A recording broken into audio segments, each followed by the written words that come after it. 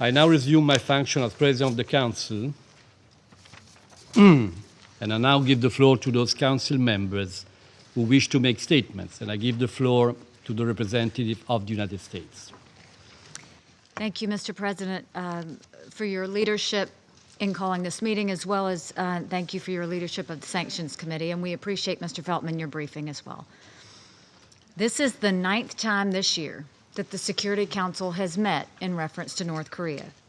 Last time we spoke in the Security Council about North Korea's development of nuclear weapons, the United States made clear that the future of North Korea was in the hands of its leaders. If they chose the path of peace, the world would live in peace with them. But if they chose the path of defiance, we would respond appropriately. The choice, we said, was theirs. Yesterday, the North Korean regime made a choice. It chose to feed its nuclear aggression. It chose to thumb its nose at the civilized world. It chose to challenge the patience of a world united against its recklessness. And with this choice comes a critical decision point for the rest of the world. The world has responded powerfully to North Korea's outrageous and lawless actions. This Council has taken unprecedented measures to stop North Korea's development of a nuclear-tipped ballistic missile.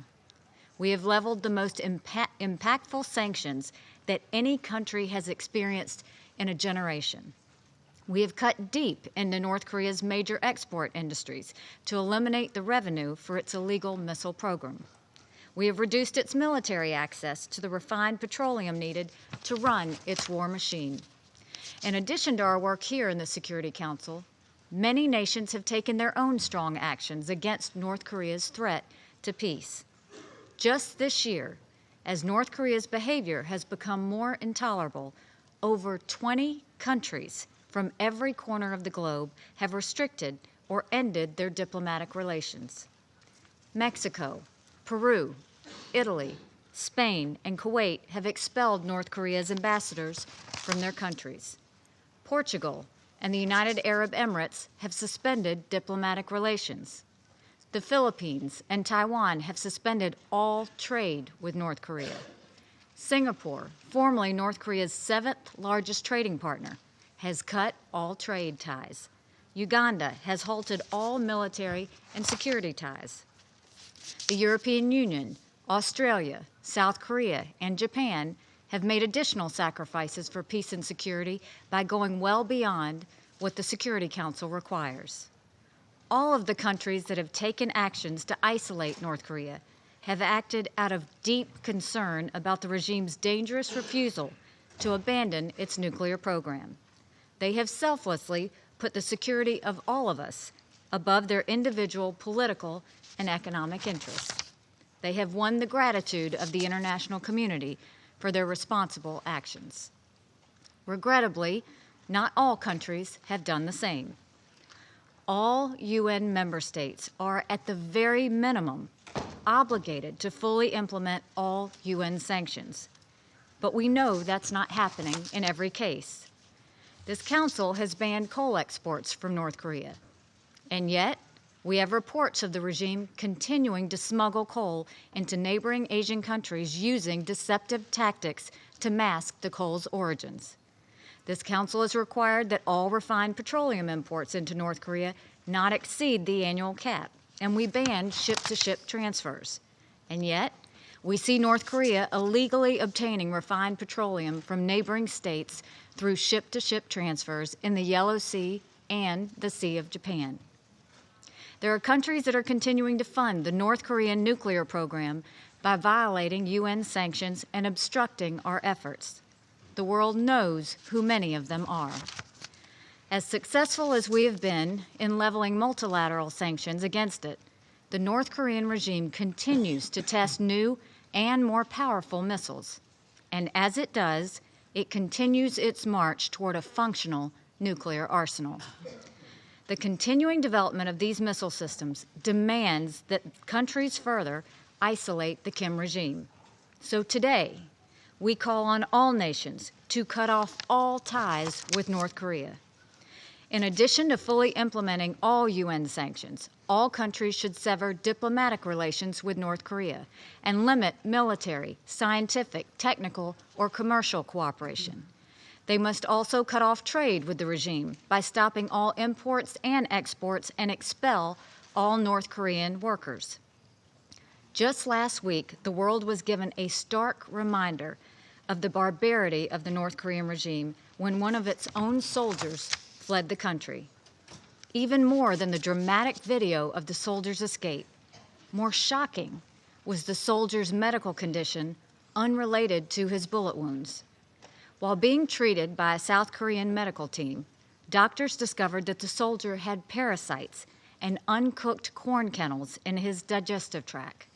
Clear evidence that the North Korean regime is unwilling to properly feed even its own high-ranking military troops. This is the incomprehensible nature of North Korea. Yesterday's missile launch was more advanced than previous launches. No one can doubt that this threat is growing. No one can doubt that North Korean dictator is getting more aggressive in his obsession for nuclear power. Yesterday, the regime declared itself a nuclear power, saying that it, quote, completed the state nuclear force tipped with a super-large heavy warhead capable of striking the whole mainland of the United States. But the North Korean regime missed something very important. As we have said before, being a nuclear power comes with certain standards. It comes with being responsible enough to know that you don't threaten other countries with nuclear weapons. You don't starve your own people in order to fund nuclear weapons. You don't bully and play games with nuclear weapons. The regime has shown time and again that it doesn't want to talk. Kim didn't even speak with President Xi's envoy when he was sent to talk to the regime. It has emphatically said it will not eliminate its nuclear production. And North Korea is in clear violation of multiple Security Council resolutions. We are once again at a time of reckoning. We have some options. First, we should continue to treat North Korea as the international pariah it has become by taking its UN rights and privileges away, including its voting powers. Second, we know the main driver of its nuclear production is oil. Through sanctions, we have cut off 90% of North Korean trade and 30% of its oil. But the crude oil remains. The major supplier of that oil is China. In 2003, China actually stopped the oil to North Korea. Soon after, North Korea came to the table. We need China to do more. President Trump called Chinese President Xi this morning and told him that we have come to the point that China must cut off the oil from North Korea. That would be a pivotal step in the world's effort to stop this international pariah. As I mentioned, many countries have made some big economic and political sacrifices